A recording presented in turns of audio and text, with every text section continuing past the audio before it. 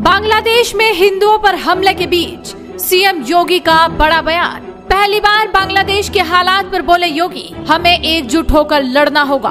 बयान सुन चौंक गए 56 मुस्लिम देश। पूरी दुनिया में योगी का बयान हुआ वायरल। शेख हसीना के देश छोड़ने के बाद बांग्लादेश में उपद्रवी हिंदू और अन्य अल्पसंख्यकों को निशाना बना रहे हैं। देश में 1,31,00,000 के करीब हिंदू हैं। उनके घरों और दुकानों को आग के हवाले किया जा रहा है। अराजक तत्व हिंदू मंदिरों को भी निशाना बनाने से नहीं चूक रहे। हालात इतने खराब हो गए हैं कि वहां रहने वाले करीब 7% हिंदू इन दिनों खौफ के साए में हैं। वैसे तो बांग्लादेश में हिंदुओं पर हमले कोई नई बात नहीं है। पहले भी हिंदुओं को यहाँ निशाना बनाया जाता रहा है, लेकिन इस बार हालात और भी अलग है। शेख हसीना सत्ता छोड़ चुकी है और ऐसे में भारतीय नागरिकों का क्या होगा, यही चिंता अब पूरे देश को सताने लगी है। इसी बीच सीएम योगी ने इस पूरे घटनाक्रम पर बड़ा बयान दे दिया है। उत्तर प्रदेश के मुख्यमंत्री योगी आदित्यनाथ ने बांग्लादेश में बिगड़े हालात पर कहा कि पड़ोसी देश में हिंदुओं पर हमले हो रहे हैं, वहाँ मंदिर तोड़े जा रहे हैं। हमें सनातन को बचाने के लिए एकजुट होकर लड़ना होगा।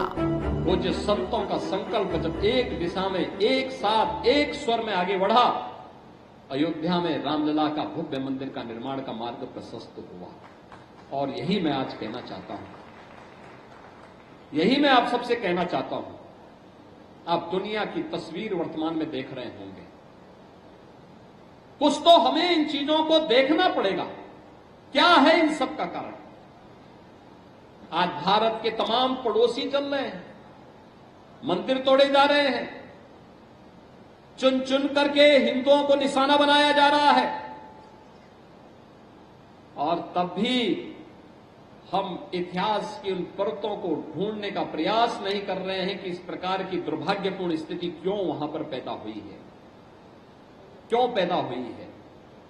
और इसलिए बहनों भाइयों, हम याद करें, जो समाज इतिहास की गलतियों से सबक नहीं सीखता है, उसका उज्जवल भविष्य पर भी ग्रहण लगता है। सनातन धर्म पर आने वाले संकट के लिए फिर से एकजुट होकर के कार्य किए जाने की आवश्यकता है। इसके लिए एकजुट होकर के लड़ने की आवश्यकता है। राम मंदिर का निर्माण यह केवल मंजिल नहीं है, एक पड़ाव है। और इस पड़ाव को आगे भी निरंतरता देनी है, क्योंकि सनातन धर्म की मजबूती इन सब अभियानों को एक नई गति देता है। जातिवाद से मुक्त, छुआछूत और अस्पृश्यता से मुक्त एक ऐसे समाज की स्थापना करना है जिसके लिए प्रभु श्री राम ने अपना पूरा जीवन समर्पित किया था।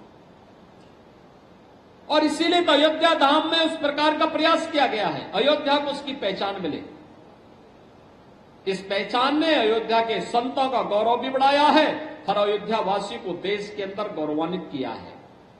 कोई भी अयोध्यावासी देश के अंदर जाता है, हर व्यक्ति उसे सम्मान की निगाहों से देखता है।